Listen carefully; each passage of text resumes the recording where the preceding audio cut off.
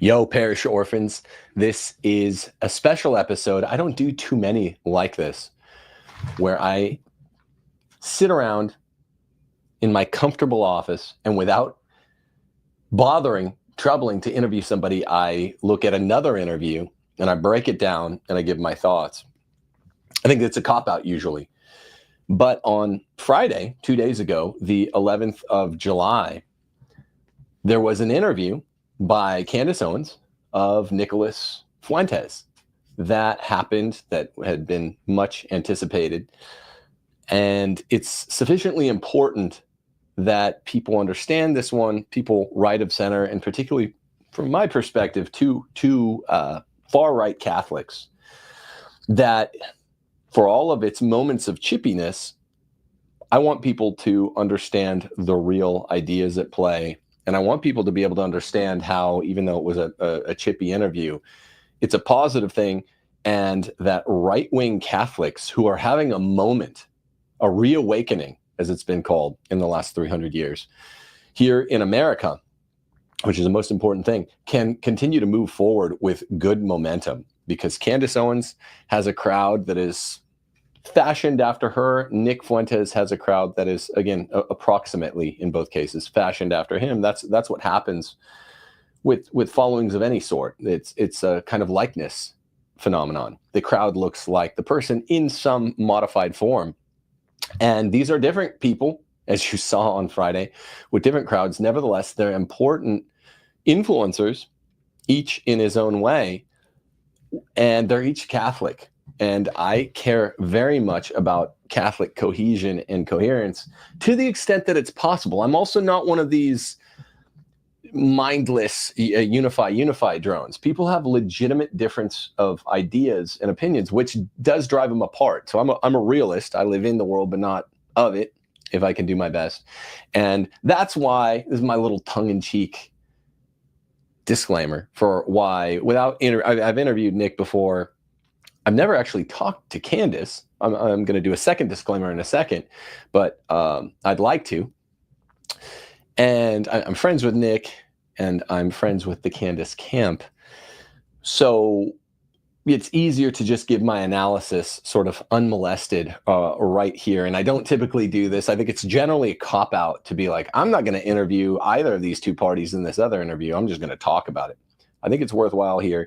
There are 5 takeaways that I'm going to adduce from the interview, and I think you'll find it worth your time. This is one of the things I can do, is sort of pick out what is valuable from this interview, even though it got chippy and people were complaining about superficial aspects of the interview. There was a lot that was going on that was deeper than the superficial. And I think it was a worthwhile and valuable interview, worth your $1.99 to go watch. If you haven't watched it, you can go on Candace Owens' website and pay $1.99, which I actually, because it's such a nominal fee, I encourage everyone to do. If you watch this video first and you haven't seen the interview yet, then do it, the 2 things in reverse order.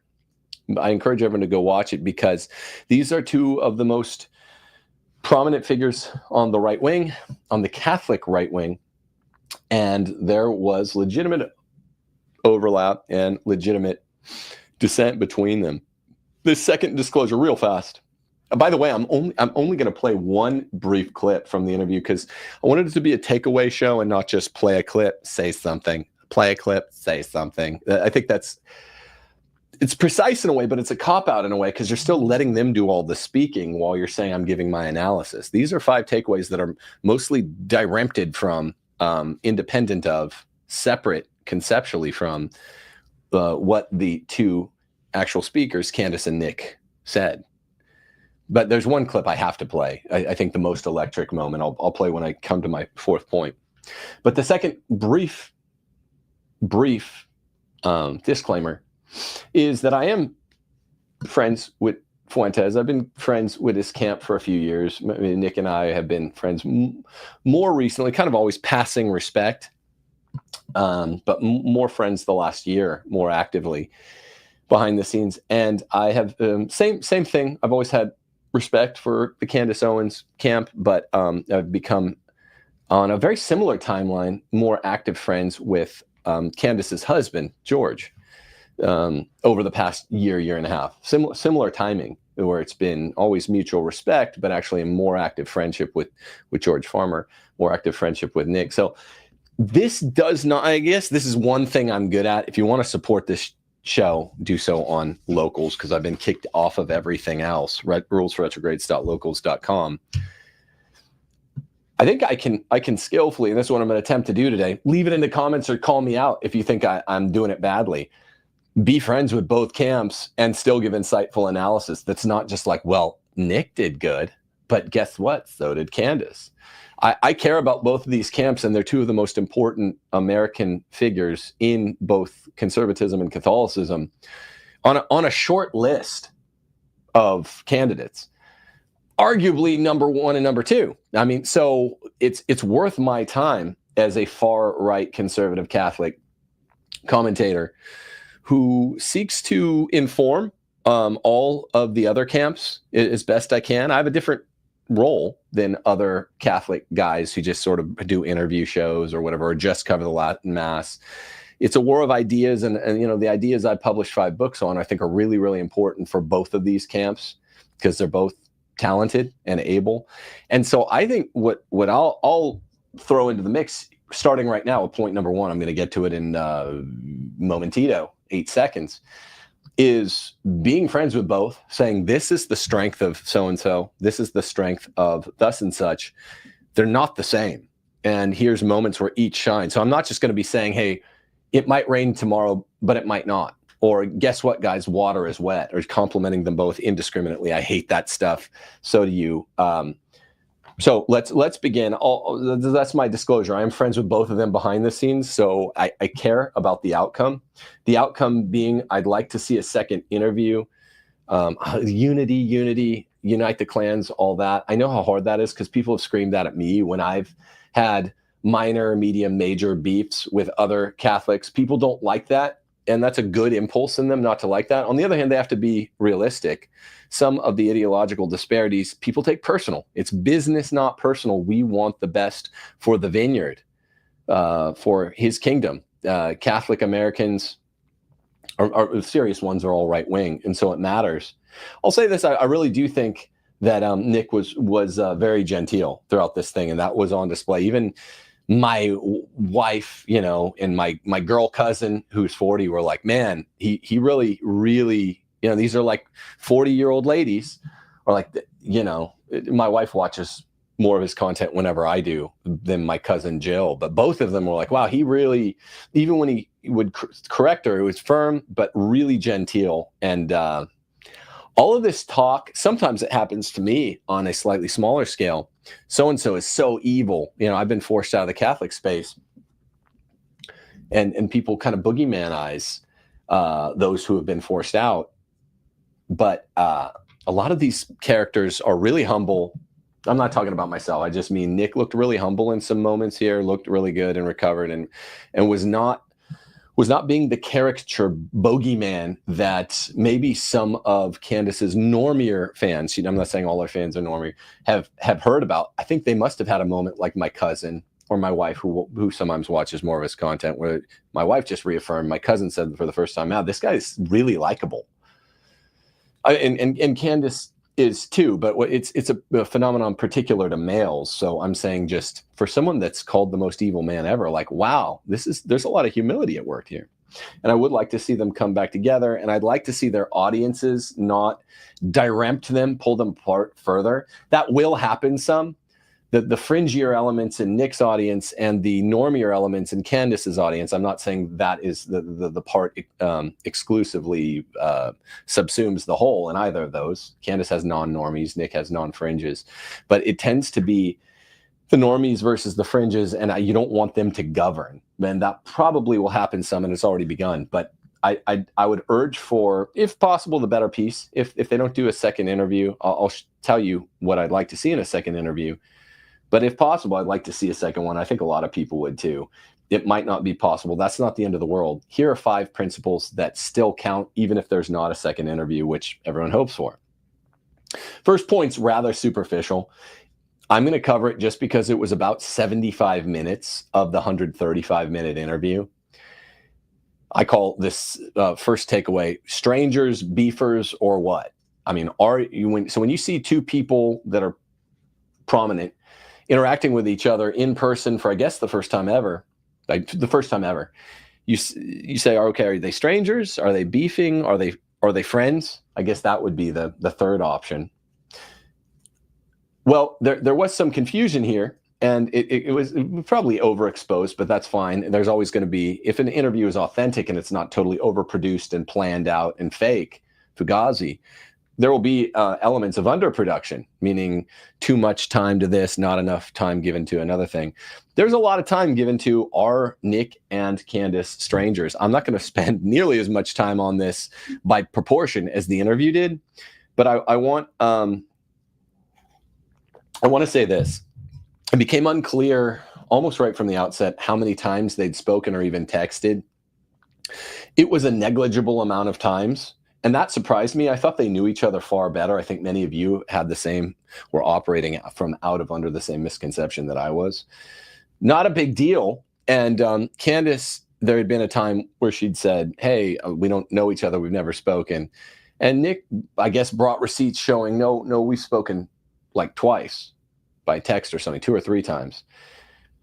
You know, I don't blame him for responding with this. And as someone who, again, has been in smaller spheres, turned into some sort of boogeyman driven out of proper, polite Catholic circles, I have been on shows where they said this. Now, it's not fully comparable because in Candace's defense, it was such a negligible amount of times and in such negligible ways that they had corresponded. So it's not nearly as big of a deal. The point is, in an interview which devoted 50 to 60% of its runtime to the topic of the extent of past relationship, whether it was small, medium, large, non-existent altogether, it still remains unclear. I still didn't get, after all they talked about, how many times they'd corresponded in the past, how much they had. It doesn't matter anymore anyway. It doesn't need more coverage. I'm not saying if they were somehow to miraculously reconcile after a chippy interview and do a second one, that they should clarify this. Please don't. I'm just saying, because it had so much coverage, I'm not going to not mention it. And I'll share a brief thought before moving on to the second takeaway that hopefully can cover. I don't want the groypers, if possible, saying, oh, she lied, or, I don't want Candace's audience saying, oh, he was trying to do a gotcha. This is something that comes up when one party is more taboo, one party is less welcome in polite society than the other, particularly the interviewee as compared to the interviewer. So it seemed like an easy oversight on Candace's part. I wouldn't make that big of a deal out of it. But Nick's defense, I would have pointed it out as well. No, we've talked 2 or 3 times. An analogy from my own past is my sort of erstwhile friendship with Matt Fradd. Went on his show when, Taylor Marshall and myself, when our show on Taylor's channel was bigger than Matt's. Met in person, hung out at his house. They were trying to get us to stay the night. We had barbecue there. It was like tofu barbecue or something, but still, I guess, technically barbecue. And hung out, and then sort of became semi-friends with Matt and his wife, and would take calls on medical advice from time to time. And he invited me back on his show a second time. We had a relationship, much, much less negligible than Candace and Nick's prior to this interview. And he, at a certain point, 2-3 years ago, started taking to really, really, really strongly implying on his show he'd never met me. And he even tried, at one point, it looked like pretext, pretended to mispronounce my name or to confuse me with Taylor Marshall, even though he's met us both in person. And Matt and I were actually friends for a while. So, and I'm not saying this to hold it against Matt Fradd. I'm just saying that that's sort of the worst case scenario of doesn't look genuine. It looks disingenuous. That's not what happened here. Though I do get that Nick wanted to guard against that. Like, hey, well, I mean, you kind of know me. They each said throughout the interview, you don't know me, the like Tupac line or whatever.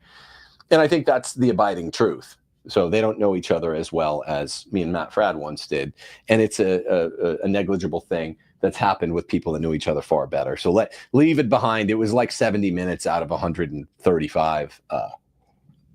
I think I probably, last line, I probably found myself like everybody else that watched it, sort of wishing it was less, a lesser portion by minute share of the interview than it was. But this happens because it was a real interview. And this is, again, before I go on to point two, I'd just say, when people are keeping it real, it will be raw. And there were moments of raw, awkward chippiness. And there were moments of overexposure. A lot of points as a conservative Catholic I felt were underexposed. I'm going to talk about those next, starting with point takeaway number 2. But I would just say it proves that they're being honest. And I believe both of these are actually honest, practicing Catholics. And that's why all this is so important. That second point does involve Catholicism simpliciter, the Catholicism of the practitioners themselves. And it, as a topical salient point of reference or potential point of reference, in general, I would say Nick's a relatively new friend, Candace's only friend by extension, her husband. But I've been on good word of several people, and I have for a couple years, even before Candace came into the faith, that they're both really faithful practitioners of Christianity, now Catholicism, contrary to the naysayers who allege that they're both just posturing, which there's always someone out there that says that somewhere in Christendom about a good Catholic. During a major cultural reawakening, such as we're experiencing now, where people are flushing into Catholic and also Orthodox churches from the secular ranks and from the mostly secular ranks of Protestantism, known as Protestantism, we are winning right now. More people came into the church in 2024 than any time in the previous decade. And both of these characters place their faith semi-newfound. I think Nick would probably describe himself as mostly a revert. I don't know if he ever fell away fully, and Candace is definitely a convert, but faith is at the center of what they do. According to both their platforms, they both say Christ is king, and they both say this, where they identify this as the center of their social platforming. They both say it on their own part. I don't need to play you a bunch of clips. If you listen to either Nick and Candace or Candace or both, you know this is true. They both say the same as I do. They don't have a different posture with regard to their platform. They say what I mainly want to do is ultimately call people to Christ. So since they both do this, people would have liked to have seen it come up more. Now, again, I'm not putting this all on Candace because she wanted to, I guess, honestly, air it out. And that's what she did. And I just hope that it was aired out sufficiently. And next time we could hear more about their Catholicism, because Protestants tend to be better at this. When they were winning in the 90s, they're getting lots of converts in 80s and 70s. 70s, 80s, 90s, there are lots of Protestant converts from Catholicism. We know these people as apostates.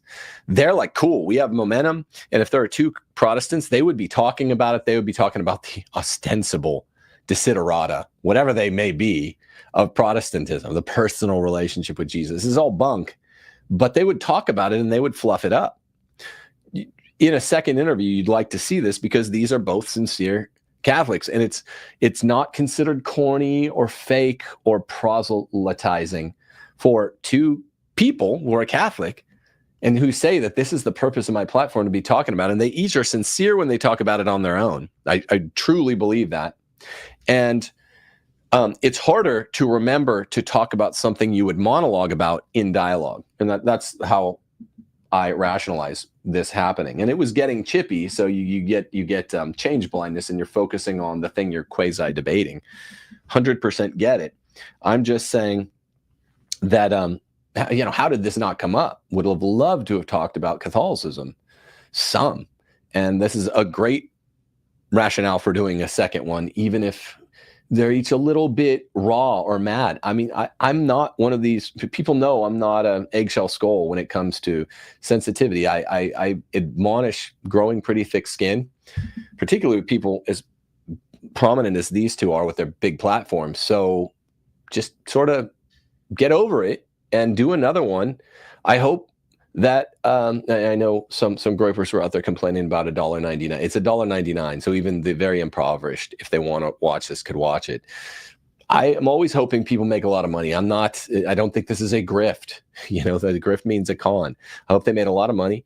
And if they do another one, you know, maybe they could be magnanimous and do $1.99 or 99 cents again, whatever it is. I hope they made a lot of money. And I hope I think the second interview would be better than even this one. And yet this one was worthwhile.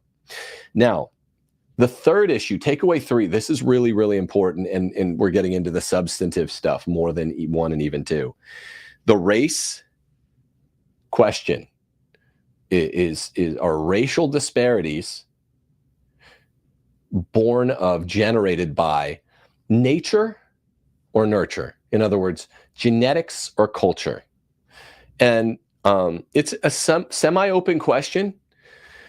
I have a full disclosure. I tend more probably toward Nick's view of this. I would say by, at least 3/4 measure.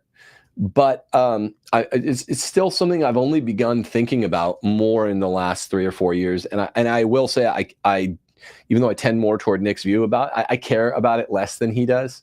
Candace is more toward the view that it's just culture, maybe not entirely just culture. People don't actually know for sure. So it's silly to act as if we've ascertained with certitude the solution here. But I think that's a fair way of generalizing it. And it does matter between and among conservatives when talks like this come up, particularly when one is black and one is white. I'm not condemning either side here. Definitely not Candace, definitely not Nick. But when one is white telling the black one who's part of a interracial marriage, hey, we're both Catholics. I know this isn't morally wrong. It doesn't violate. It's not a sin. But I still think it's unadvisable. Like, I think that's fully fair for him to say to her. I think Candace seemed to think it was fully fair. But I should go through and clarify the positions. Nick cited, and I want to quote a recent pope on this to help maybe shed some light. That's what I'm going to do here with takeaway number 3. Well, Nick is he's not a new Catholic, but Candace is a new Catholic. They're both faithful. I keep saying, and I want to shed some light on what is the closest articulated Roman Catholic point of view. People are saying that Nick is a cradle Catholic, by the way. No, I know he's cradle Catholic. I think I think he's identified that he has shifted emphasis more toward being Catholic, and that's the phenomenon I've noted. I've known of Nick, and we briefly interacted, like liking tweets, in 2019 and stuff like that. But really only started interacting the last couple of years, and really only became friends, internet friends, openly sort of rooting for one another the last year. And that's kind of the same with, like I said, with Candace through George, who we're friends and have gotten together and things like that multiple times. So I would say this: the Catholic perspective is that our lacunae, our blind spots, our weaknesses, are given to us toward the end of sanctification. I mean, corporate weaknesses, because there are corporate weaknesses that go along with being black. There are corporate weaknesses that go along with being white. Take it from a very serious former white basketball player who's I'm only 6 feet, so I'm not like a forward or something. I wasn't 6'8". This was my whole life up until really I got into music in late high school, early college. And there are lacunae with being white. Spike Lee directed a movie called White Men Can't Jump. White people have higher maximum potentials for strength than blacks, by the way, a common misunderstanding, but not for speed or jumping. Speed and jumping are more important than strength in basketball. And it goes with your whiteness. Now, are there guys that have, like the man who's won the last 2 slam dunk contests in the NBA, who are white, who can jump in the 40+ inch verticals? Yes. Are they the rule? No. Exception makes bad law, as I say on my show frequently. And so it's dumb to talk about exception as if it's law. That's one example of a corporate flaw or blind spot. Another one would be what Nick was pointing out. average IQ, and again, this is all reasonably new. I haven't thought about this much before the last couple, 3-4 years. Average IQ varies widely. I had talked about these things 6-7 years ago, but I've thought about it more the last 3 years, I'll say, for the sake of precision. There's wide disparities of average IQ between the 4 racial ethnic groups. And when you're in one of the ethnic groups that has the lower or the lowest average IQ, this counts as what I'm calling a corporate debility, corporate or collective debility. So we're given our individual debilities. Some people are better looking than others. Some people just aren't born smart, like St. John Vianney. We're given those to sanctify us. When we're given our corporate debilities, average IQ is something like of a Black American is, I guess, around 85. It's around 75 of a Black African. And this is the lowest of the 4 major groups. That's just a fact. What do we do with that? I've been seeing some numbers that it was 68. Yeah, no, it gets quite low. I mean, how low can you go? But what is most important, that it's fine when people get together in America. Look, I'm a pro Dixie guy. There's this Dixie Outfitters group. This is another way I'm different from Nick. He's a Hamiltonian. I'm a Jeffersonian. We say, as an adoptive Dixie guy, we say things like "damn Yankees." I mean, it's kind of a LARP for me because I'm a native Californian. I don't really say that, but I wear shirts like that just to talk shit. I would say it's kind of lame how big an issue race is to normies, where they think it's funny to tell a Black joke or a Mexican joke or a woman joke or something. It's just normal. Like, everyone has debilities. Do you think you have to look over your shoulder before you talk about oh, I'm really bad at jumping? No. Do you think, oh, I'm really disorganized, or I might cut corners? Well, you don't look over your shoulder. So why do that with a racial corporate debility? People that are truly Catholic realize that the debilities are given to us individually, jointly and severally, individually and corporately, to sanctify us, to help us get to heaven, so that we have to come up with workarounds. And so the dumbest thing is I say the same thing about the red pill intersexual movement. It's really dumb to talk about oh, this is so base to just talk about the problem. I can identify the problem. Women are a pain in the neck in the 21st century and in the 20th century. Yeah, I know. What do we do about it? Well, Catholicism, the one true faith, has the solutions. What do we do about the fact that the races have what seem to be, but it hasn't been proven, but the IQ thing is coming closer to proving it, in my view. I don't really care about it as much, probably as Nick, but seems to be a natural, not a nature generated disparity, between Blacks, Hispanics, Asians, whites, Jews. So what do we do with that? Well, individually, we have to work out our salvation with holy fear and trembling. And you are, as an individual, accident predicated of substance, you have both individual and corporate weaknesses. You have to overcome both. So it doesn't really matter for one thing, it doesn't really matter if you're an exceptionally smart person, well above standard deviation for your race, the way obviously Candace is, and Nick kept saying that, and he wasn't just blowing smoke. He obviously believes it. It's obvious how intelligent she is. Then it doesn't really affect you. And I don't think anyone would say that the comparatively low intelligence quotient of Black or African Americans has affected Candace Owens, because she's well above the average white male, arguably. I'm not sure, but a lot of people would probably be willing to bet the average white male isn't high. It's like 103 or something. So she doesn't even struggle with that. But she, like you and I, because we're all flesh and blood, struggles with her own things. Some of them are maybe corporate. Some of them are individual. It doesn't matter. We are all fellow travelers to the grave. And I'm not just saying corny unity shit. the point is, these are two Catholics that believe the exact same about dogmas, the religious truths that are established. And one thing we all know is life is short. Nick's a young person who knows this. One of the things that impressed me about him is he seems to really understand life is short. When you hit 30s, late 30s and 40, you get aches and pains you never thought you'd have. He said that when he was 24. That's impressive. I didn't know that when I was 24, and I'm a thoughtful guy. So the point is this. Pat Buchanan said, race is not everything, but it's not nothing. Candace in this interview, by sticking up for racial disparities and things like IQ, sounded more like racial disparities reducing to nurture alone, culture alone. And Nick by saying that racial disparities accrue to nature alone. I mean, neither of them said alone, but he tended toward the characterization of racial disparities as everything. He would say he doesn't think they're everything.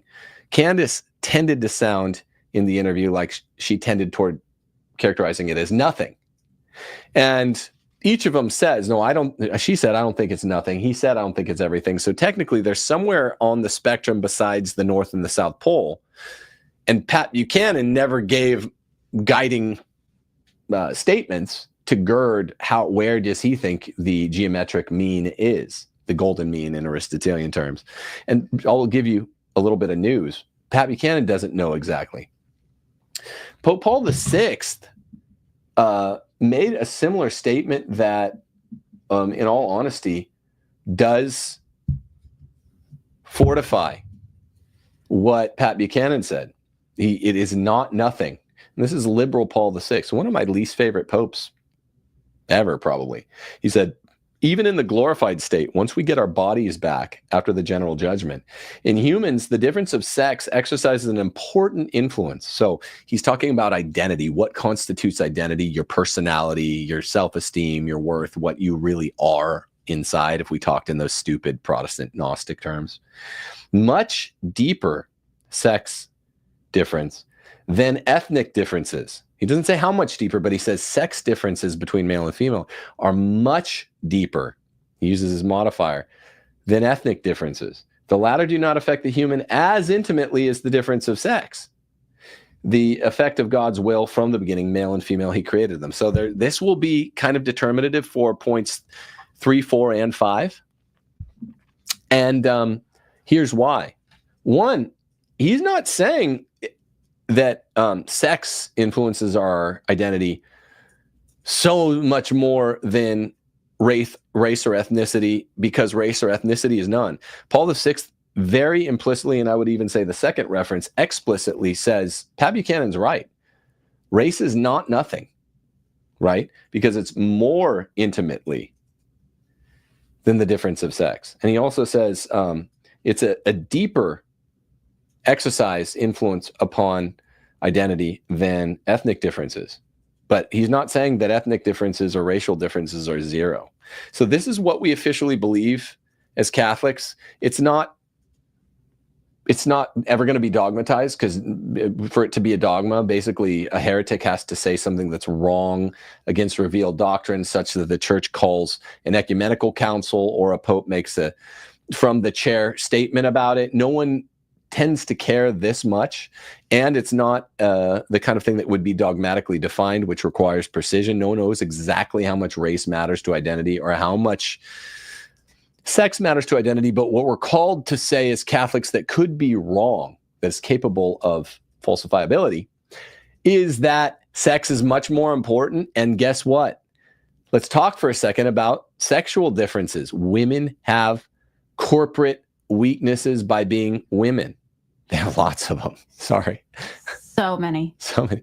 Male have corporate weaknesses that come from being male, even though we're guided by our natures to being leaders and things that are, the Thomas Aquinas calls a greater share of perfection. We're both rational animals. That's the specific difference of human beings. That's how we find the locus in quo of our species within our genus. That's called a specific difference. We're animals, but we're rational animals. That's the specific difference. Women are too. They're just significantly, on average, less rational. And that's really all we're talking about with IQ. And so when we're talking about the average woman or the average black or the average black woman or the average white man or whatever, we're talking about debilities that are corporate from a kind of genus, woman, or a more precise kind of genus, black, or a more kind of genus being a rational animal, that might not apply in a particular case. Candace is a black woman that doesn't, if I had to guess, have a smaller portion share of rationality, the specific difference of human beings, than the average white male. I would guess not. I would probably place money on, but I'm not saying that to like white knight. I'm just saying it doesn't really matter what we're doing when we talk about the average anyway. What matters is sanctification and getting our broke asses to heaven. So true. It sounds like a corny kumbaya moment, and it just doesn't. It doesn't matter if it's an individual lacuna. It doesn't matter if it's a generic corporate lacuna. Your job is to work out your salvation with holy fear and trembling. And I'll give you an analogy. When my first daughter, my 6 daughters, was born in Rome, when I was working on a PhD at a pontifical school, never really had health problems or anyone near me have significant health problems. My daughter had a couple in utero strokes, was born with hydrocephalus, had to have multiple brain surgeries. We were scared shitless. I, just was nervous all the time.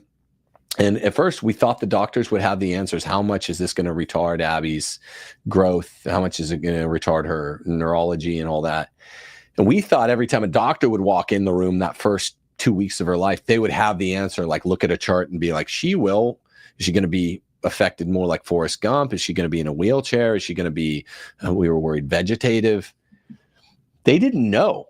But that's what this guy, Dr. Massimi, told me. Italian doctor, really nice young guy. He was like, look, here are the expected outcomes with a brain scan that looks like this.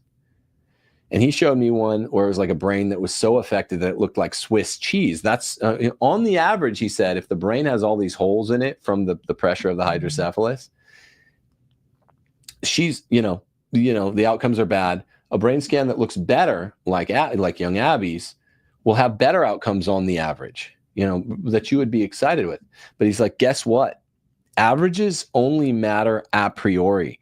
And this is philosophical terms. I don't know if he said a priori. They don't matter a posteriori. All that matters to you is how your little daughter does.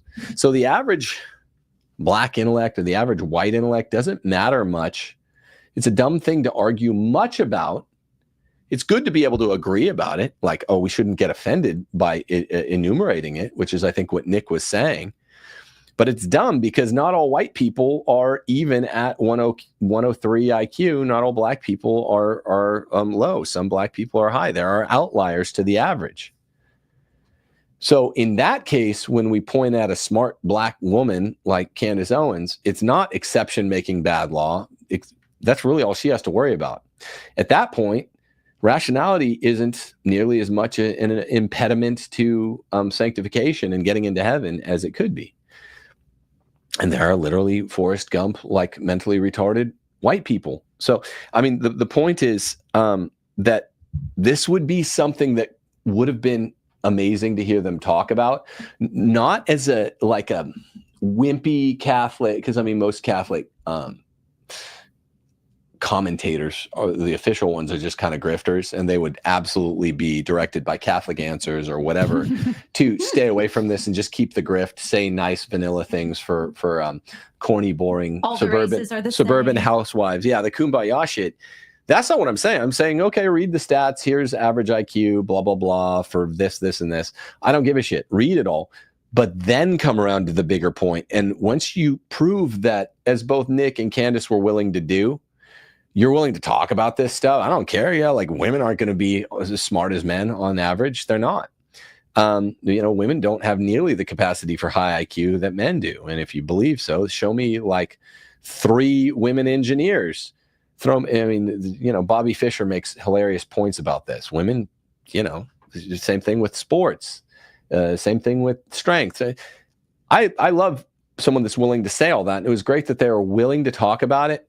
And neither Candace nor Nick would say that it's either nothing or everything race, but just because they didn't get to, okay, what's the ultimate truth here? The ultimate truth is we have to get our broke asses to heaven, and we have to use our big platforms, as they both typically do, to get as many people's broke asses to heaven as possible. That's all that fucking matters, man. I mean, that's literally all it's about. True.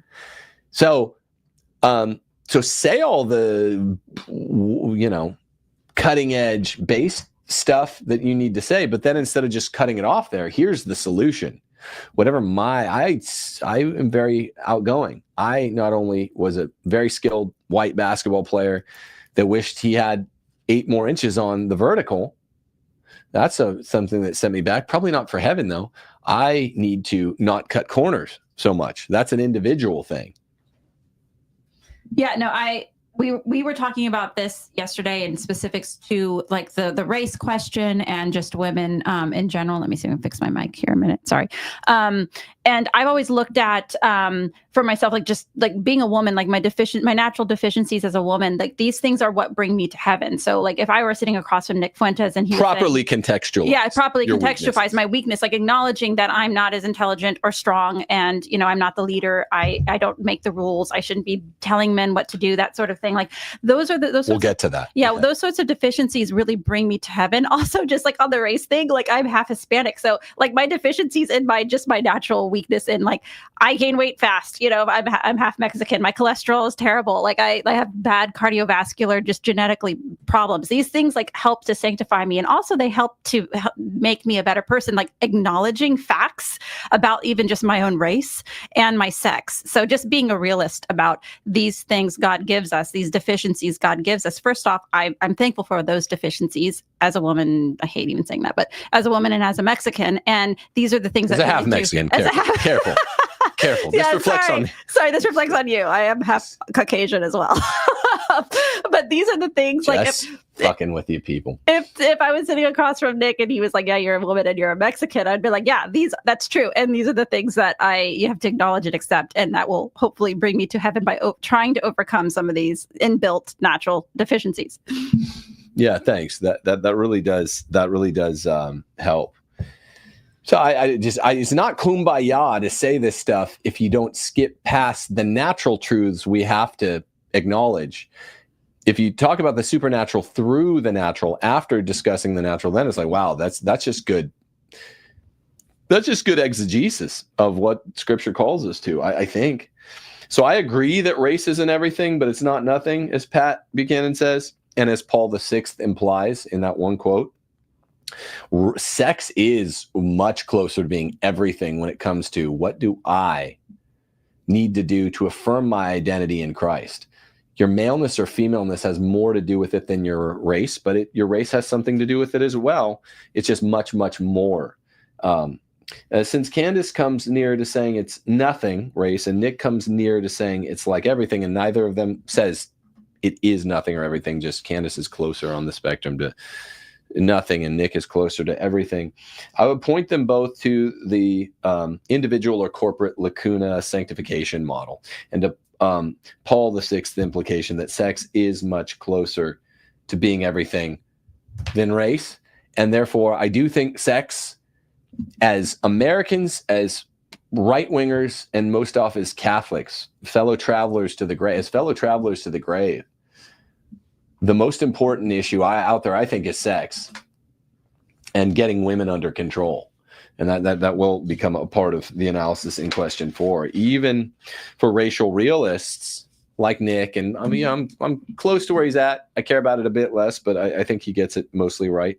If Catholicism permits something like interracial marriage, which he admitted it's not a sin to racially intermarry, then there's always a complex rationale that even if it's an imprecise science, Aristotle distinguishes ethics from geometry. Geometry is a precise science. Ethics is not. That doesn't mean ethics is relative. It's still objective. It's just got larger margin of errors. Aristotle says this in Book 2 of the Nicomachean Ethics. Then I think this means a little bit more than what Nick was realizing. And I'm closer to his view probably than Candace's, but if you admit so and such is not a sin, then it's you should always interrogate. So why would the church permit it? What's not explicitly forbidden is permitted. That's a Catholic rule, by the way. So super chatters, we'll take comments all at the end. If you want to challenge me or challenge Nick or challenge Candace, I mean, I will do my best to answer. But if you're challenging my characterization of anything, then hit me up at the end, okay? Or now, and we'll read them all at the end. If it's not pain of sin, then there's some complex rationale. So that's why I would circumlocate my view as not quite as far on that side, the emphasizing of race side as Nick's, even though I'm probably closer to him than Candace, is because, I think twice when the one institution that gets everything right, it's like, it's not a sin. I do get what he's saying. He said it's not a sin, but this is just what I would do for me. And that is, I think, the correct way to say it. But because it's an imprecise science, more like ethics than geometry, he probably has like an electron orbit. For all issues that influencers talk about, for the imprecise issues that we haven't whittled down super specifically, I've whittled down some way more specifically than others. We have an electron orbit to borrow, the Heisenberg's uncertainty principle. It's somewhere, the electron's at this point here. This is one of those issues where sometimes Nick will be more here on race than here. It's always close. It's pretty consistent. I'll always be on race in my electron orbit. Candace is in hers. That's another reason why neither one of them, not even myself, none of the three of us could tell you exactly where we are on the spectrum, nothing to everything, measuring the quanta value of race. We all have electron clouds because it's not that clear, but we're all pretty consistent. I would just say this is what the argument I'd make for being maybe a bit closer to Nick than Candace, but this side, because I'm like, well, if it's not a sin, if it's just a sexual attraction thing, that's one thing. But he's somewhere between saying it's not just that I can't be sexually attracted to other races. I'm actually saying it's a prudential thing, more important than sexual attraction, but less important than sin. I'd say that's fair. That's not badly formulated. But if the church says it's not a sin, then there's something there. And there's nothing wrong with saying that too. Of like course not. we have that in our matchmaking program where people were like, I am not, white women, or saying I'm not attracted to black men. It's like, well, that's fair. Like you're allowed it's to normal. be attracted. It's more normal in the sense of that I can tell you because we run our own matchmaking firm. For people that listen to me have a super specific self-selection bias. So we're really good at matching people. We've gotten as matchmakers like almost double-digit marriages in just a short amount of time. Almost no one says, oh, I'm attracted to another race. Most people are attracted to their race. So we just assume it. We make jokes about it. But if someone's not, and they're like, well, could you hook me up with a Mexican or whatever? We're like, okay, we will, but it is more normal. I mean, it's not like you squint your eyes like that's evil. You squint your eyes like, that's unusual. And I think that's where I would put it. I think Nick would put it, well, that's bad for society. And that is true if you use a sort of Kantian categorical imperative and everyone started dating outside their race, then it would be deracination. But as long as the exception stays the exception, then I think it's fine. I because it's so imprecise, I think Nick would even agree with that. All I was noticing is that I wasn't sure at this point whether or not because it is personal to Candace, because she's part of an interracial marriage and that's not a sin. So she might have been getting offended. I couldn't tell. And again, I don't know Candace. I do know Nick some. I do know Candace's husband, but I've never had one conversation with her. And now that one you can check. I've never had one conversation with Candace. Bring up the screenshots. Yeah, bring up the screenshots. Would like to, but I'm friends with her husband. Her husband's a great guy, by the way. He's a good very man. Good guy. And I think my best estimate is I think Nick's a good man. I think Candace is a good woman. I think they're all sincere. We've all got blind spots, however. Literally every one of the four people, including myself, I just mentioned. Steph too, if we make it. It's just not, we're not breaking any news. And some of those blind spots were evident in this interview, like newsflash. My blind spots are maybe evident right now. So I just think this is true honesty beyond the honesty that one expresses when one's like, I'll talk about race. Yeah, cool. So will I. I'll talk about sex. Everyone knows I'll talk about sex. I've written 3 books on it. Yeah, I mean, I've written 2. Steph's written the other one, but I've published 3 books on it.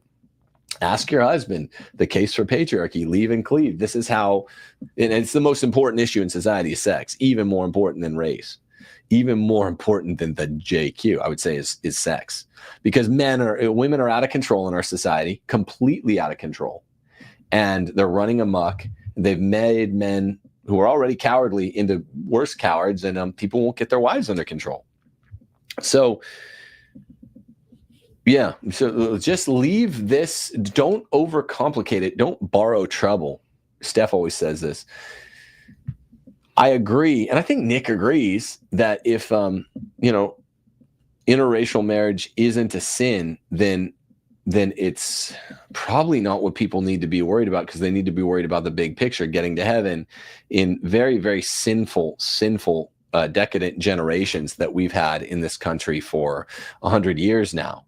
Greatest gen, very sinful. They bombed Hiroshima and Nagasaki, totally death of millions, that you got everyone's grandpa saying, well, that was good. No. Catholic Church teaches you can never go for intentionally civilian casualties. The boomers, need I say more? Gen X, the millennials, Zoomers, we're all struck by porneia and horrible stuff.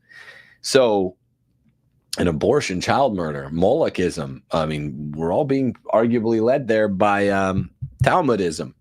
So it's a big ball of yarn, but these are things about which Nick and Candace do actually agree. Everything I just said, they disagree about the race stuff. It seemed like it was obviously getting personal for Candace. I think Nick was being as genteel as he could. But when stuff gets personal, it's hard to depersonalize it. And I don't think that ruined the interview, even though it seemed obvious, like, and maybe I was misreading, but I think most people had my interpretation. Nick seemed more comfortable than Candace, if I had to guess. And one, he's a man. Men are more comfortable abstracting the ideas, the form from the matter.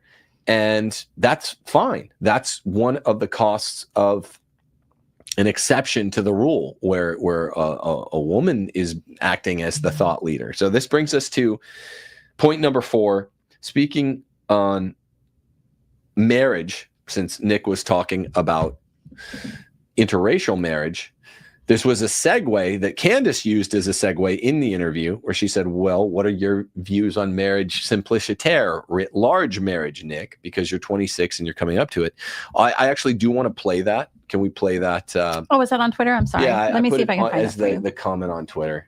Okay. Just that we can play. The one clip. Bear with me. The rest of it's all kind of my thoughts. So we're coming to point number 4. Speaking of marriage, the most electric moment of the interview was when Candace brought up, she went from the specific, they dealt with marriage in a specific way first, which you don't normally do, interracial marriage. Then she's like, well, let's take it to general marriage second. Usually you go from the general to the specific. It's fine. It was still an electric moment. It was still an interesting moment in the interview. It was still valuable. But she sort of big sistered, I'm talking about Isabella Riley Moody, said, oh, I think it was still kind of wholesome. She big sister, he was little brother. And Nick expressed, hey, I'm not actually your little brother. I do respect you and I like you, but whatever. That's the one time he, I think, respectfully said, hey, you're getting personal with me. When it came to females teaching males, women giving men advice, everyone knows the perspective of this channel, and marriage advice in particular. Can we play that? Sure. Sorry, I didn't know that was up. My apologies. Let me get that going now. Let me know if you have a hard time hearing this. That happens because of that I think it informs your beliefs in so many ways. And I think that was a huge turning point for me. Like, I wonder if I had been pressed with everything that happened last year, if I didn't have like the unshaken faith in my family, what would I have done? And sometimes when I see the things that you say, I do think, okay, he doesn't take into account family. It's just Nick. Nick is in his own world, which can be, I think, a quite selfish perspective, which is fine. That's what you're saying. You like being selfish is another way to say what you just said. I like being selfish and I don't want to give of myself to somebody else.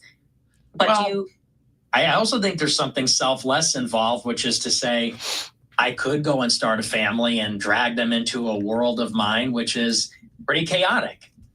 You know, I mean, is this really the kind of a lifestyle? If I'm banned on everything and I can't make a living, I'm banned from banking, I'm banned from credit card processing, I'm getting doxxed, people are showing up to my house trying to kill me, things like that. And what's more, I mean, let's also get, you know, I also don't appreciate the lecture. You don't know me, you know, so I know you're married, I know you're older than me, but you don't know me, you don't know my life, you don't know my situation. I don't think you're in a position to give me advice, especially as a woman, honestly. I don't think women, you know, this is something in the right wing, we say we're anti-feminist, and then women go around telling men what to do, or not their husbands. And, you know, I don't really buy into that ideologically, but that's besides the point. You know, my life has been tumultuous from the very beginning. I think it ends there. That happened. Yeah. I mean, there's an electric moment, and people already know that my worldview is very close, identical to Nick's, because this actually is a Catholic teaching that women, several places in the New Testament, are not allowed to teach men publicly or privately. I think he said, especially, you know, unless they're their husbands. I don't think he meant it that way. Women are not allowed to teach their husband. They can express as subordinates to their husband, hey, could you consider this? That's perfectly good, but not even husbands. But Nick was just saying, hey, I'm not even this to you. So I'll even go further and say a woman shouldn't be telling her grown son what to do. That advice of that sort. Aquinas deals with that. It's so pernicious and so, sorry, I didn't mean to cut you off, but it's so pernicious and so transgender in a way that's really, really bad, worse than the transsexual movement, for a woman to be bossing around a man. It's so evil, and it does so many bad things at once, not just one or two, that Aquinas is like, how do mothers even teach their kids about the gospel? It shouldn't come from the dad, but even if it comes from the dad through the mom, you have to be careful, even with your really little sons. But your teenage boys, yeah, the matriarchal, matrilineal, Jewish, Talmudic thing where mothers run the family, pure evil, purely condemned all throughout the gospel, all throughout the patristics, read John Chrysostom, all throughout Aquinas, Augustine, Suarez, Bellarmine, 20th century popes. People know this is kind of our work, showing this is the worst influence in society. And so Nick's pushing back, and he's doing so respectfully. Did you want to finish what you were saying? Yeah, no, I was just saying on giving advice, like this is something, and again, keep in mind, because I know people, like what Nick said was 100% correct there, but I mean, Candace is a new Catholic. She just converted not too recently. And I remember that conversation between you and I when we were figuring out the feminism stuff, and I was admittedly guilty of stepping over the line and being disrespectful in the way that I would try to, give too much advice or that sort of thing to you. And you're like, that is not your place. So I don't know, like, don't do it. Yeah, don't do that. Like I think that was, a good moment, honestly, between the two of them. And maybe, because she's smart, maybe we'll, think take about take that to heart. Yeah. Cause she's a good, smart person. So I think right. I think he said it really nicely there. My 40-year-old female cousin was like, wow, that was really impressive by him, because and then he wasn't butthurt. Like a minute later, he was like, okay, back to normal, and he gave her a compliment or something. So like, kudos to him for that. Now, here's what I will say. Well, for one thing, people that watch this channel, subscribe to this channel if you haven't, if you want to support me on Locals. This is what I do, together with help from my wife, with books and streams and stuff, that no other sort of Catholic first conservative does. There's the conservative first Catholic, so that's not me impugning them, but I'm known as more Catholic than conservative, whatever. It's about 50-50. That's what we do that no one else does. Like, we'll tell the truth, and like, I don't want Nick or Candace's camp to be mad, because I think they're both important. They're both Catholics. I'm all for Catholics, and try to help prop them up. That's what I'm doing. But at the same time, that I don't want either side to be mad, which is sincere. I don't want George to text me and be like, yo, what's up? Or Nick or the fucking Groypers kind of bothering me. I have my own problems, man. I gotta get a hernia surgery in a fucking week. We're old. I'm a hypochondriac. I'm afraid if I have to go to the doctor or whatever. Forgive us, Zoomers. I don't need more problem, but I don't care enough because I'm going to tell you the truth no matter what anyway. So marriage is inherently very personal.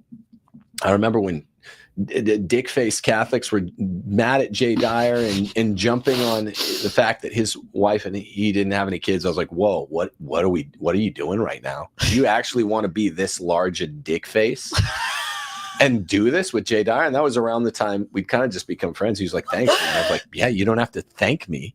Do not attack someone in their marriage. And Nick Fuentes was absolutely not attacking her in her marriage, but she knows his generic views. I don't mean generic badly. I mean genus-based views, which are quasi-condemnatory of a mixed marriage, and that's personal. And so they went into that first, and she hung in there. She's a woman, so she seemed like she took it a little more personal. But then she's like, okay, well, generically speaking, let's zoom out and be more generic about marriage. And then specifically, I'm going to tend to the generic. I'm going to call you out, Nick, and say, well, what about marriage writ large? Because you're coming up to 30. What's up? And that's what evinced that comment from him. And it became much, much more about sex differences, which do matter very much, than about race differences, and it shifted. So they each were talking about marriage in a way that was probably, if we're being fully honest, somewhat offensive to the other. But neither of them were saying things that were strictly speaking wrong. So Candace was saying, hey, we're both, here's the point.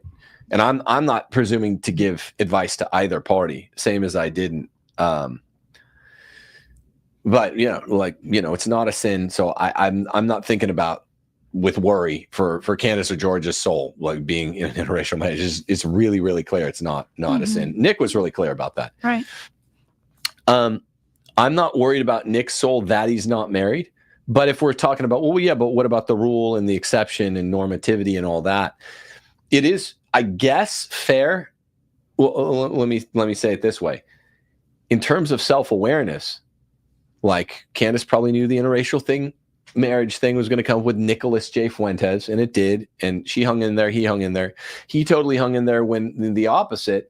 He's, on the south end of 20s toward 30. And this is going to come up. There are two sacramental paths that are vocational. There are only two sacraments that count as vocations. It's if you're not a priest, you're supposed to have kids. And the telos, the point of marriage is procreation. Nick knows all this. He doesn't need me to lecture him. He doesn't need a woman to lecture him. And he articulated that ably without getting overly hurt. But on the other hand, I would say, like, hey, if you're going to make me kind of self-conscious, self-aware, I'll bring it up this way. It felt a bit like a girl move when she did it, but it was also, and girls, he is right. That is sort of an absolute bedrock principle. Women are not supposed to be lecturing or teaching men. But at the same time, she did it in such a way where it's like, oh, okay, she made him plainly aware and everyone out there plainly aware. Like, she shouldn't have been giving him advice, but like, marriage is personal for you too. So I would just say that it was kind of each of them were made to be publicly self-aware, maybe slightly not shamed, because neither of them has to actually be shamed for what the other person brought up. But it's almost like it was an interesting moment. And there's like three other things I wanted to say. Well, while you're looking for your notes, I'll say too, like, this was something that was genuinely hard for me when I was kind of transitioning out of a more feminist mindset. Not calling Candace a feminist, but I think all modern women have, I think, a naturally inbuilt difficult time with our surroundings and identifying what in us is leaning more in the feminist camp and what is leaning more in the scriptural camp, and in particularly taking advice from men, even correction from men. If I could be, fully honest, like even me right now on your podcast, like I've had a lot of internal struggles with that, because though my role in scripture is to try to encourage and inspire younger women than myself to become lovers of their husband and obedient and humble and that sort of thing. I have to appear to do that. And it's always been, it's been conflicting for me, if I'm going to be honest with you, to even be public to reach women. But if young men or men in general are like, yeah, she shouldn't be here, like, taking that critique and understanding that and hearing it, honestly, and not getting overly defensive is a feminine quality, to be able to hear, a man say, maybe you shouldn't do this, maybe you shouldn't do that. And it does take a lot of practice. And self-admittedly, I was very bad at that at first, because women are defensive and they're, they can like overreact to certain things. So I think that this is a feminine quality in general that a lot of us modern women need to get better at, is just hearing, an honest critique from a guy and seeing the truth in it. Yeah. Though I will say, it's not like this is one of our beefs with the red pill. All women don't have to get themselves used to hearing all these critiques and advice from all men. That's BS. Mm-hmm. Just from your husband. You get to pick your boss. Once you get married, okay, now he can tell you at any time, do this, do this, do this, do this. This is not just a Catholic thing. This is all Christians. The orthos are quite strong on this. My hat's off to the ortho bros. They're really good in America on not being feminist. Some types of Protestants, like Calvinists, led by Doug Wilson and Joel Webben, I think is Baptist. They're really strong on this. All Christians, this is like bedrock anthropology. Men are in charge. Women are subordinate.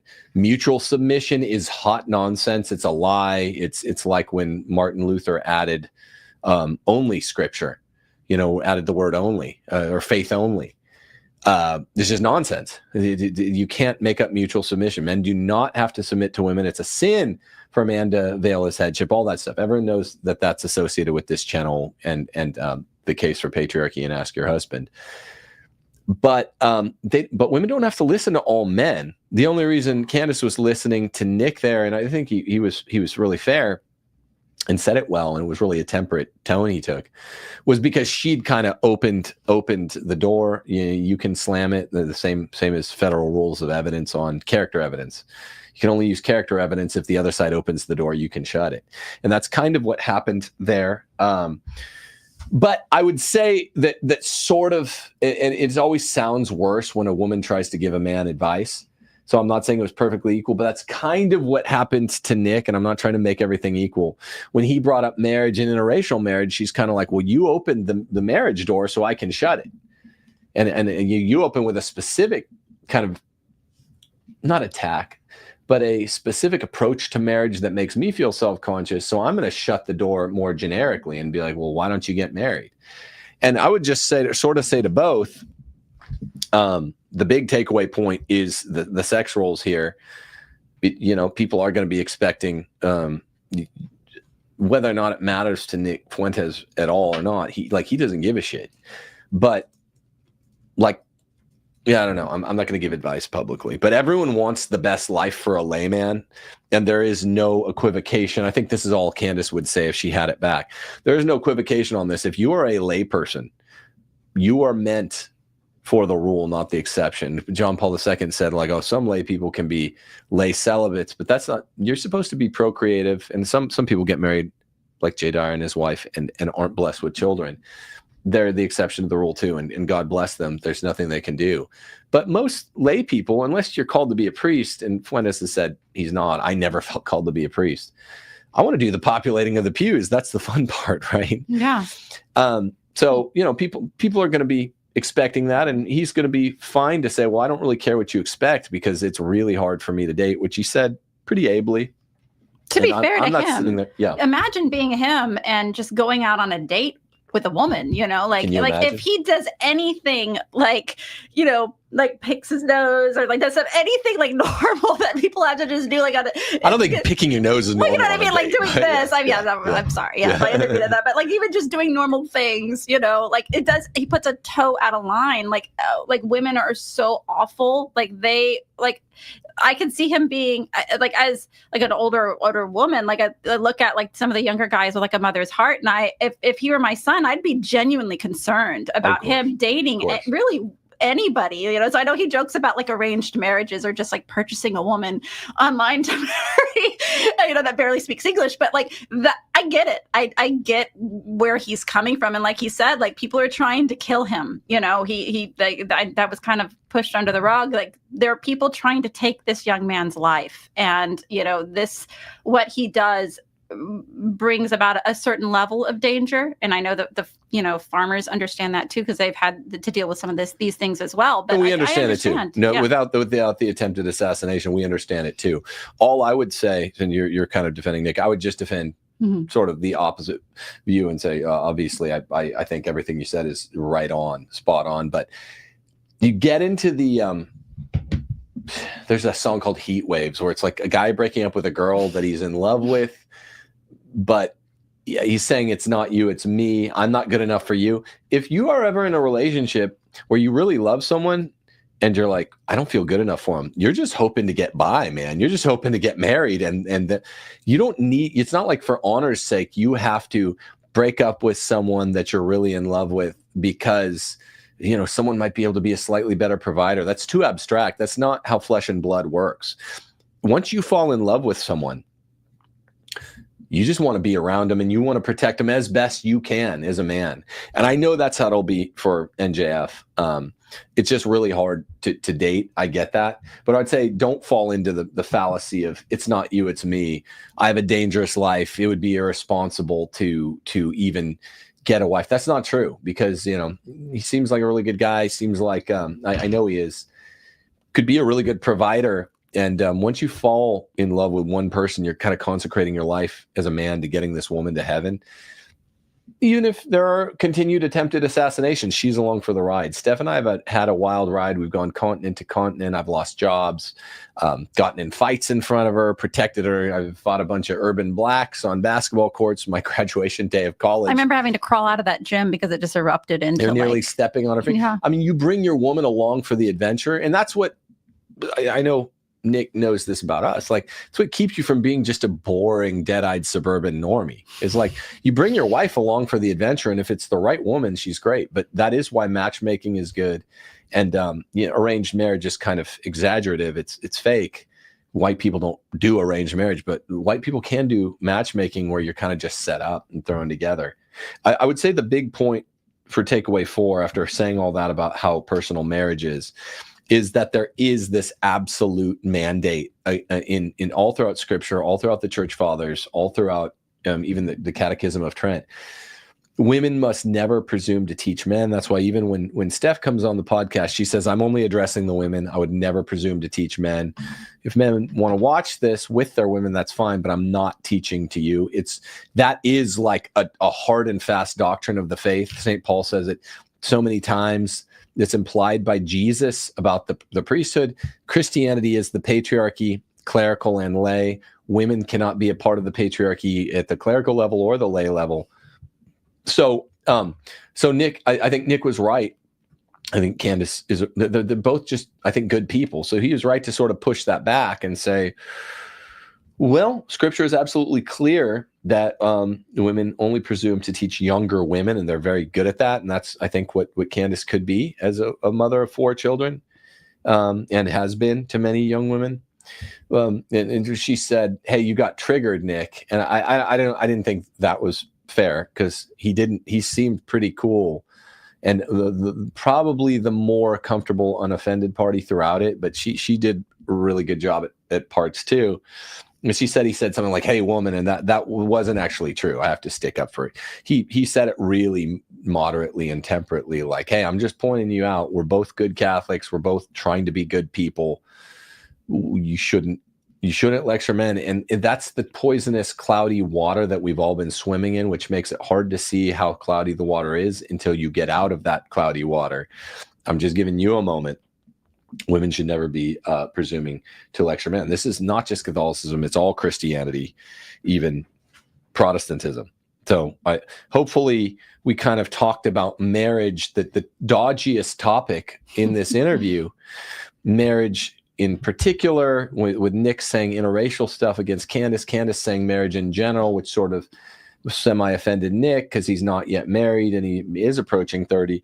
And then the takeaway of that is what Paul VI calls the even more important determinant to identity, which is sex, and men are the leaders and women should never presume to teach men. So all this was on display, even if they didn't really know. Nick kind of externalized all this internalized stuff when he said that, and that's why that was that great moment. But all this was on display when they're actually getting to marriage. It was both race and sex. And as conservatives, particularly conservative Christians, most particularly conservative Catholic Christians, we already have a view we agree about, Nick, Candace, everyone. So I think that's important.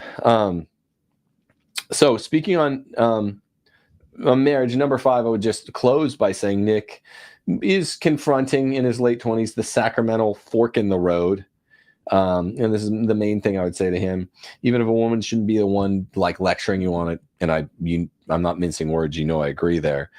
It's not so much that it's selfish. There's an equivocal use of the term selfish. When Candace asked it, you heard it in the clip, she said, well, you kind of admitted you were selfish there. She's right in one way, but wrong in another way. This is similar to the distinction Nick made about vice. Selfish can either mean just of or concerning the self. And he does regularly say, well, it will be hard to like share my life with a woman and a bunch of kids. And that is a kind of adaptability that you don't get until you have the wife and kids. And you'd see, he knows my life a little bit. I just bring the wife and the kids on the adventure. Literally, they just come in the RV. I don't even like to travel alone. I'm not allowed to be at home alone.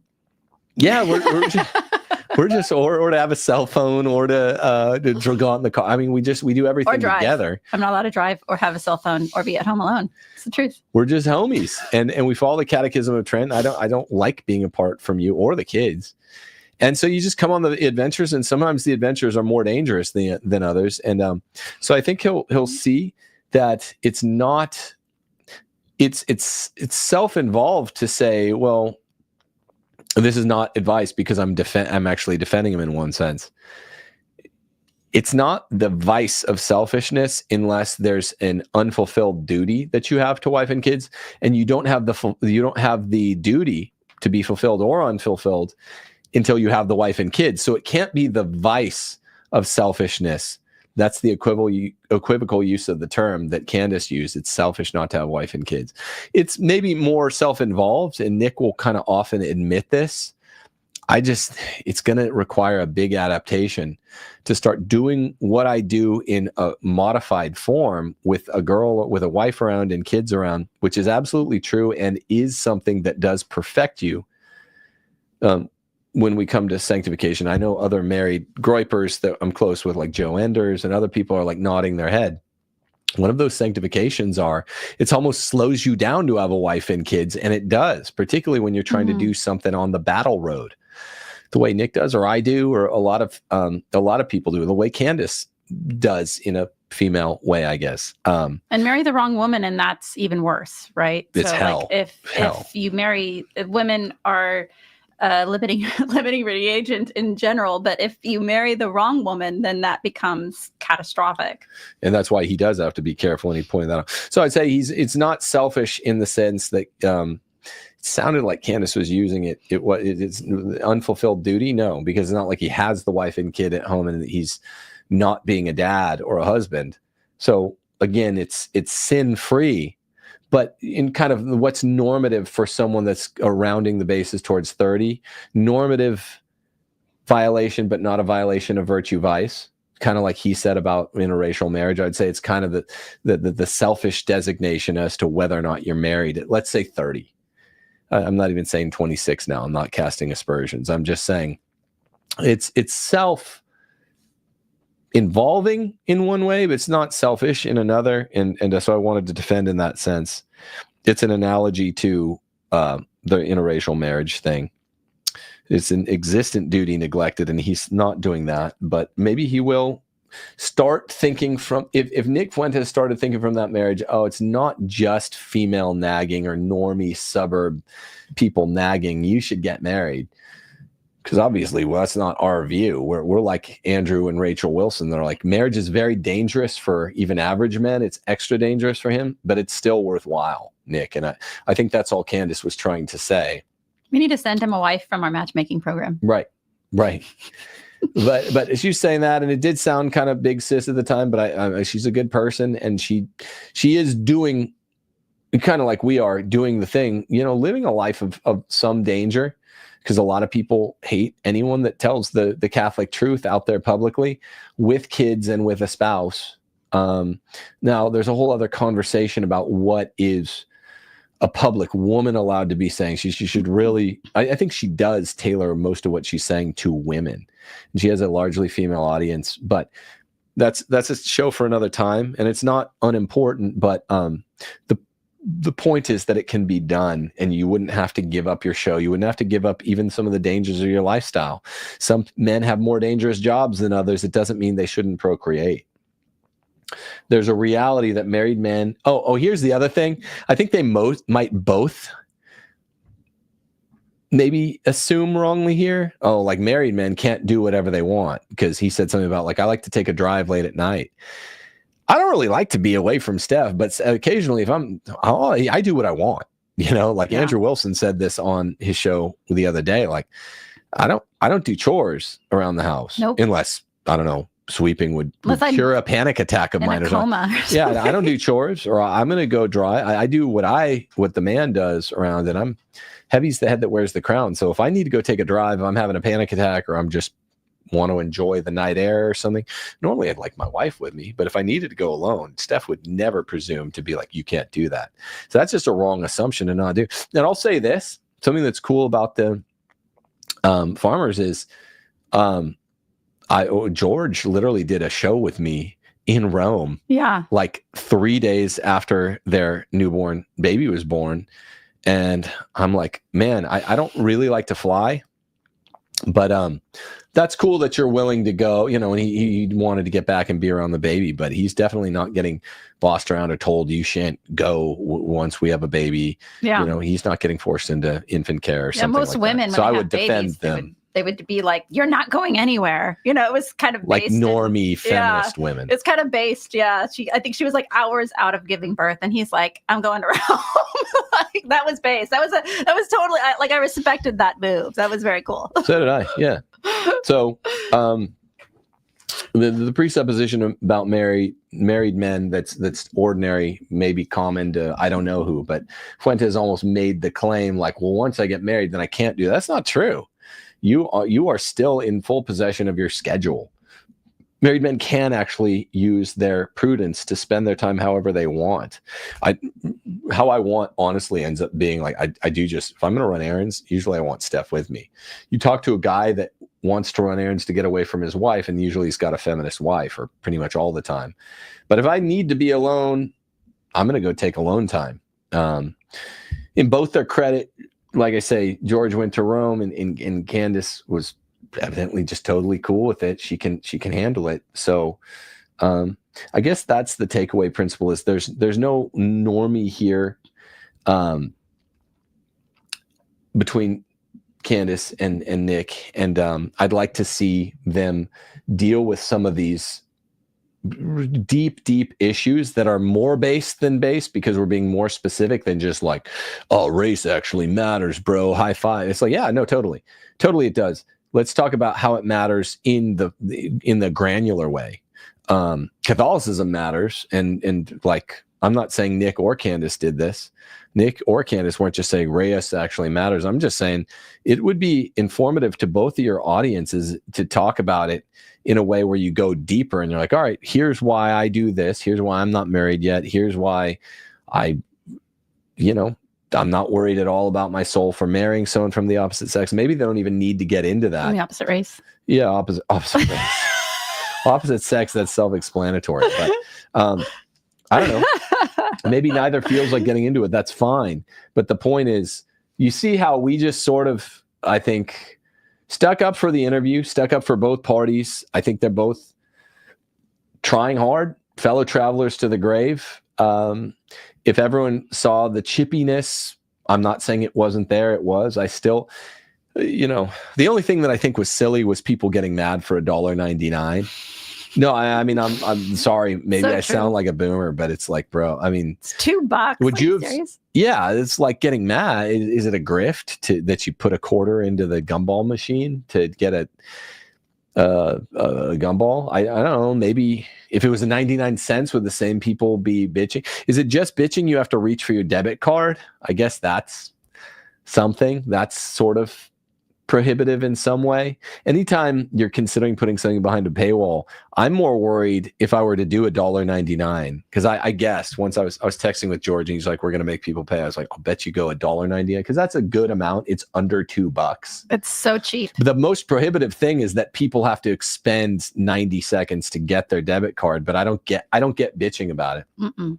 But I got what the Nick fans were saying, particularly in that chippy moment where it's like, hey, you know, she might have just lost herself. You got to be careful. Women need to talk to men in a way that's consistent with conservatism and anti-feminism, which is women need to be deferent to men. They only really have to obey their husbands. She doesn't have to obey them, but the deference they show to their husbands qua obedience expresses itself as a kind of generic deferent female to male respect, even if she's like, oh, I don't have to obey you. But I got that point. I got her point when she's like, well, if we're going to talk about marriage, how about we talk about this, you know? Like so it was still a totally valuable, interesting interview, and it was still totally worth my $1.99. So I didn't think anybody's audience was out of line for saying anything other than there were maybe imprecisions in their critiques of it. The only thing that was full on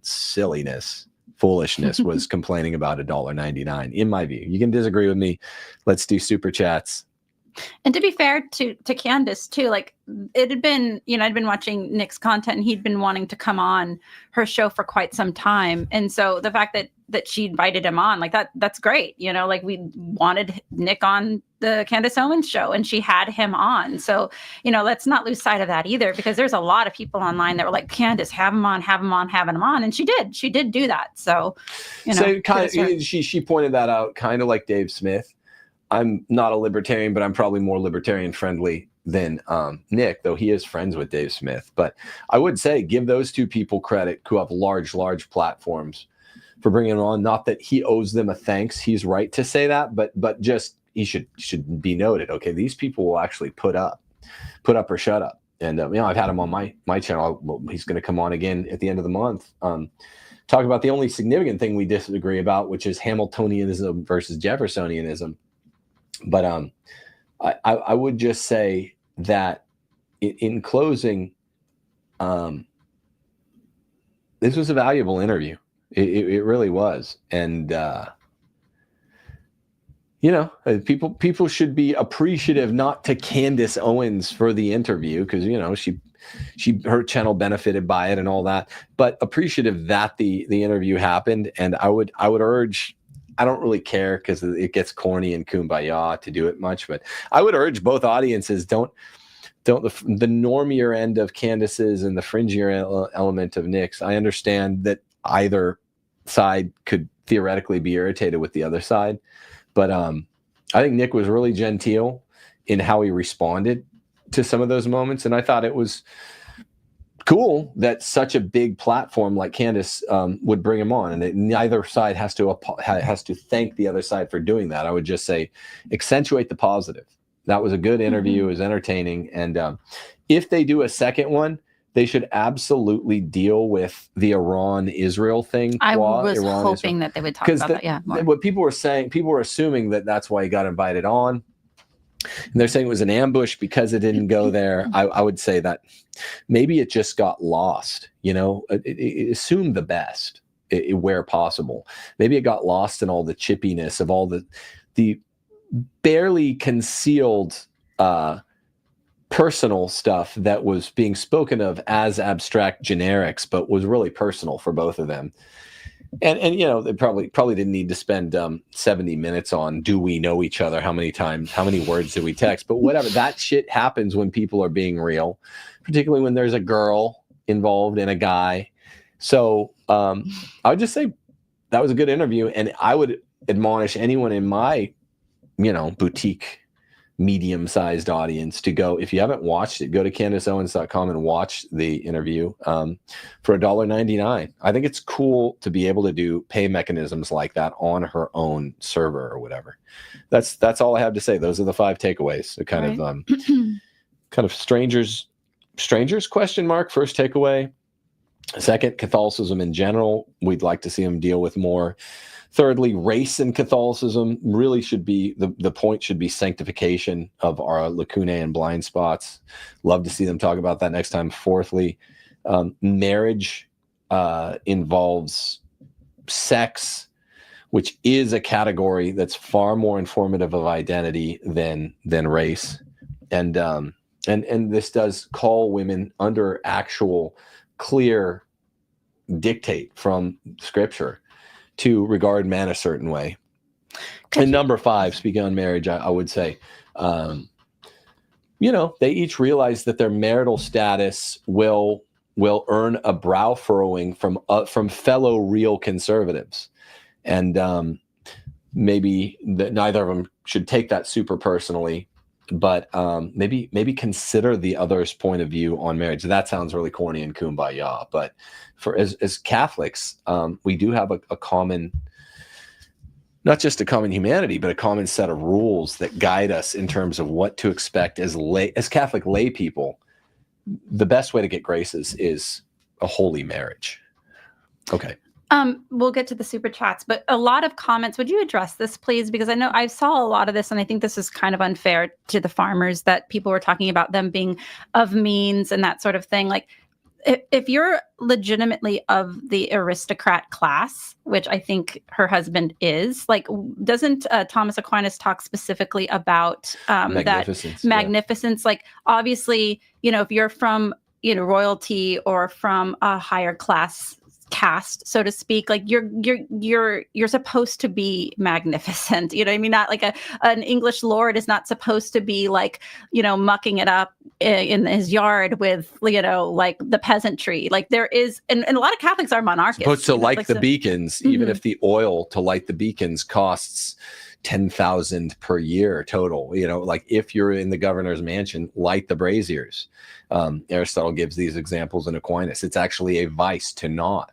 And since that, I'm not seeing I think I see what you're saying. And it's true. Don't do the Marxist thing where we're attacking people for being of means or for charging. That just gets really stupid. That gets really dumb. I get that it might have, from everyone's perspective, been even a cooler interview if it was totally free. I don't know. I don't want to moralize also. Yeah, I know. It's just like Kate Middleton out in like thrift store rags or something. It's like, come on, guys. Like, give me a break. I just think it's gay on Catholic podcasts when people are moralizing one way or the other. If you didn't like paying $1.99 because you're super broke, like, I get it, but it's a pretty good interview. Yeah. And they could do an even better second one if they follow my advice here, which they should. I'm not going to moralize whether you like paying the $1.99 or not. I don't really give a fuck. No problem with that. Yeah. Don't give a fuck. I mean, don't care enough to moralize. So, Jacob Pintard, don't hold back on expressing how disordered Candace lecturing Nick was. This was a pivotal moment for Catholic patriarchy. Well, I called it the electric moment. It was a moment of disorder. Yes, I'm not holding back. People, I don't think anyone in the world thinks I would hold back on that. I spent maybe more time on, and I'm not trying to be defensive either, don't let it be perceived that I held back. That's a really, what we call in the law, a bright line. Who to marry is never a bright line. That involves a lot of discernment, and the church doesn't say you can't marry someone of the opposite sex. It's pretty much explicitly allowed. Race. Sorry. Race. I'm sorry to correct you. I just I don't want people to think that you actually. So that's not a bright line, marrying someone of the opposite race or who you should marry. It's scary to figure out who to marry because the church gives so little guidance, but you kind of have to work it out on your own, maybe prayerfully or whatever. But there is a clear guideline that women are not to lecture men. I mean, we could read those passages from the many passages from the Bible. I just feel like we do that on this show so much that it's like a broken record. Yes, that is disordered. We have a Okay, document on sure. our website, Catholicism versus Feminism, just the sources, where it talks to the church fathers and scriptures, and I think it's like 35 pages long of just sources. And it's also in the back of our book, Leave and Cleave, if you're Yeah. interested in Yeah. the facts on that. Yeah, no, so I mean, thanks for calling it out. If I left it ambiguous, I didn't think I did. I try not to get defensive and gay, like I did. But people also can sometimes just be doing gotcha. Like maybe I don't hear all of my shows. Sometimes I go back and listen. Sometimes like I wish I emphasized it more. I should emphasize that is disordered and is really a clear thing for all Christians. Like women cannot be talking down to men, lecturing men. I liked Isabella Riley Moody's characterization of, well, it still was an overall wholesome interview, big sis, little brother. Yeah, the big sis stuff isn't good though. And we have to get away from it. But what I liked about Isabella's characterization was just people don't turn on the whole interview. These are two good people, two important people, and two Catholic people who are actually living the life, walking the walk.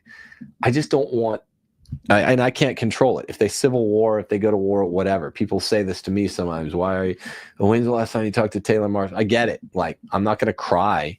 You know, at a certain point, I got to go back to my life. You got to go back to yours. But I'm saying, if at all possible, don't war. Don't war. Don't do Groyper war on Candace and George. Like I said, I don't know Candace personally, but I know George personally. They're good people. They're good people. They go to mass. I'm also friends with Knowles. That he's like, they're good people. Like, they're really good people. So just don't war needlessly. But again, I'm not going to tear my tunic over it. Wolfgang said, the people of the North are of great courage, but somewhat dull of understanding. Those of the South are quick-witted, but less courageous. Oh, is that the Summa?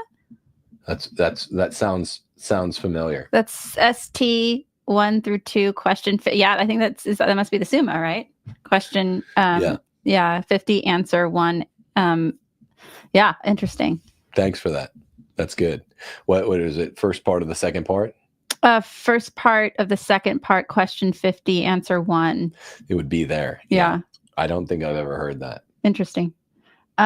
This person, John, said, isn't Candace Owens's career contrary to Catholic teaching? Steph's different. She's not building a whole business brand. God bless. Her husband is the CEO of that company, from what I understand. Yeah, this is a tricky question. This is one of the ones where there is a bright line rule. They seem to be navigating it, but there's distinctions of kind and distinctions of degree. I'm not going to moralize here, but I will talk about the distinction of kind. If a woman works out of the home, single women can work outside the home, but women shouldn't be single. People should be trying to get married by the time they're 20, by and large. Married Christian women are not allowed to work. Hardline rule everywhere in the Catechism, everywhere in the Fathers, everywhere in Scripture. But they are allowed to work in the home or in the curtilage. That means they can help their husbands do their business. George is the CEO. If she can do this from her home, she always seems to be heading off to deal with her infants. I'm not going to sit in judgment, aside from saying it seems like they're tending to it properly, and I'm not going to get into it more than that. But yeah, people thought I was mean for telling Trent Horn this or telling Matt Fradd this. And I'm like, the rule is a woman can help her husband out at the farm. She doesn't have to stay indoors. The kids can help their dad on the farm. And that's why it's the curtilage. So she can work in the home or next to it. But you don't want to stretch this, just so people don't think I'm copping out. You don't want to stretch. You don't want to work 40 hours a week in the home. That's not good. That, even if it's in the home, becomes disordered. Okay. So I don't know the particulars. Those are kind of the bright line rules. And I don't know. I've never brought it up with George, but he's very knowledgeable trad Catholic, so I think he knows. Mm-hmm. Yeah, and even just spending your time unwisely is a disordered thing. And we were talking about this. I have a show on for women just tomorrow about just how, and I accused myself first on that, cell phones, how bad cell phones, just that. Even if you're home all day, like I was, and you're spending your time on your cell phone too much, that is a disorder. And I had to identify that in myself But that's a particular disorder. It's not as generically disordered as it would be for a woman to work outside the home or to spend too much time working inside the home. So it's something for them to We deal privately. That's not all I ever do is the bright line, whatever. You know, people got mad at me when I went on Frat or Horn show and just said the bright line rule. Candace and George have never been like, this offense. I mean, they're always like, cool. So, I mean, he always is. So, and she seems to be living it out. So that's as much as I know. Somebody said Candace was patronizing and condescending the entire interview. The constant use of pejoratives, backhanded compliments, and passive-aggressive behavior is unbecoming for a so-called conservative woman. It was, I mean, it's a little difficult to read women. This is famous, but it didn't seem super difficult. She seemed a little angry at times, and not just at the beginning. It's not like it was, sometimes people watch an interview and be like, so-and-so seemed angry at the beginning, but it got better. So where I'll agree, just so people won't say, I'm just staying in the middle and comfortable and safe because I know both parties, because I don't do that, is Nick.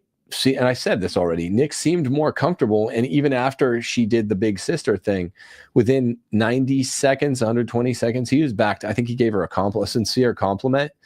I think by my count, they only laughed together, like laugh once. And I do a bit of body language reading. She seemed to cut it off her. So I think she was a bit more tense. I don't know if it's there's, I guess, more to lose having the bigger audience. I'm not justifying it. Or maybe the interracial marriage thing offended her. The way she opened the interview, and I think she did an overall good job, and thanks for bringing him on. I think he did a great job by saying, you talk a lot of shit. I did say, and she never seemed to get over seeming kind of mad throughout. So I would say, don't expect a second interview. I hope for one, and I hope both of the parties watch this. A lot of people watch this show that matter, even if it's not huge numbers. So lots and lots of people. I hope they watch this episode of this show and consider these are points that would make for a fascinating second interview. And men are, by our natures, better at abstracting business from personal. Mm-hmm. So yeah, you think I'm going to be safe? I never just say what's safe. That's clear. She seemed a bit mad, but she hung in there. She seemed a bit. I'm not sure from the second she said you talk a lot of shit, but she hung in there and maybe significantly has even more to lose with the bigger audience. I don't know. I'm not trying to justify it. I'm just saying I don't think I need to justify it outside of I will tell you what I think, and I was a person with eyeballs, so I saw what everyone saw. Seemed like it was tense. I would have loved to hear them talk more about like the people of the Torah. I would have loved to hear them more talk, even like about the whole Brigitte thing. I watched her whole thing on that. I would have loved to hear, the back and forth on all of that too. And like just the developments and stuff that's happened since her whole Brigitte thing. That would have been interesting to hear both of them bandy back and forth. Yeah. Getting a text from Jay Dyer about our upcoming debate. Hopefully late August, we can really, speaking of debate, can really hash it out formally on Elijah Schaefer's show. Okay, sorry. Nick says marriage is the bare minimum. The mission comes first. Comfort kills your edge and usefulness to the movement, especially with our gen women. Yeah. Yeah. Well, but the one problem with that, that's fine. But marriage isn't just about comfort, and marriage is the ordinary lay path to heaven. I'm not saying there's not a celibate lay path to heaven. There is. Pope John Paul II added it, but no one really ever spoke about a celibate lay path to heaven until like the end of the second Christian millennium. So it is there. But I know Nick knows there is a based way to do marriage. And he even knows about our books and our teachings and stuff. And that's just the old Catholic way. So, and that was her point too. That was Candace's point. Don't make marriage, Mark Twain uses this verb to domesticate things, or to civilize it. He spells it with an S in Huck Finn. Not all marriage is this cuck shit, man. And Nick does know that. Now it's 99% of it out in the burbs. It's quite pathetic. But that is the disordered version of something pure and beautiful. So don't make the Nick and Nick fans don't make the thing into its perverted form. The normal thing, even if it's only 1% of today's marriages in America or England, the normal thing is beautiful, and it's not just about comfort. And I think he knows that. Abject Fool sent $20 and said, "Is there a relationship between feminism and transhumanism?" That one, Jay Dyer deals with more, and we deal with it in our movie, which we're still waiting for distribution on. I just rewatched parts of the movie the other day after sort of throwing up my hands, frustrated, because we're not able to lock down distribution yet on it. It's such a good movie. It's such a good movie. Jay Dyer deals with this a little bit. And there's an answer, but it's complex. There's a complex answer, but the answer is yes. And we'll watch What a Woman Is for that. Whenever it comes out. He's like, I wanted to, dude. You won't release it. You're like, we want to release it. See this. Okay, let me check and see if there's any other. Yeah, I mean, push back on this. If you thought, did anyone think I went too light on Candace? Did anyone think I went too light on Nicholas Fuentes? I don't think most people would be like, oh, which side are you going to favor? And it's like, we just do a thorough treatment of everything I thought was missing while complimenting both sides. I do think people should pay the $1.99 and go watch this thing. Mm-hmm. And there were deficiencies on both sides. There's strengths on both sides. And let me say this so it's even more precise. I'm rooting for both these platforms. I mean, I would call it apostolate. I don't know if they would call it apostolates. You know? Are you doing a local show after this? Yeah, I'll do a local show. I gotta take a little break first. but yeah, I mean, let me know what you think in the comments here. Please support this show on Locals. Go to rulesforretrogrades.locals.com to support the show. Or if people do know the full Abby backstory, you can donate on timothyjgordon.com. Click donate. You can make it a monthly donation if you want. We're cool with that. And we, by the way, we're looking to do a more active help you out with your homeschool co-op, like from 9 to 12 every day starting in September. Those of you who are thinking of homeschooling. I've been flirting with that for years, and I have classes for you that you can kind of do a la carte. I'm just now saying, starting in September, I'm just going to do a whole homeschool Zoom co-op because women are funny. Women are so afraid of homeschooling, and they just don't have to be. But I'm like, I'll show you fully how to do it for a year or 2 years, then you can take it. God bless you all. God bless Nick Fuentes. God bless Candace Owens. God bless their families. Keep them both safe and holy and growing in their faith and growing in their willingness to adapt. All parties, the same thing with my family, keep us safe and growing in willingness to adapt. God bless all of Christendom. I love you guys. Appreciate especially local supporters. And if you're not a subscriber to this channel, please become one at the very least, even if you're not going to support us on Locals. God bless you guys. Des Volt.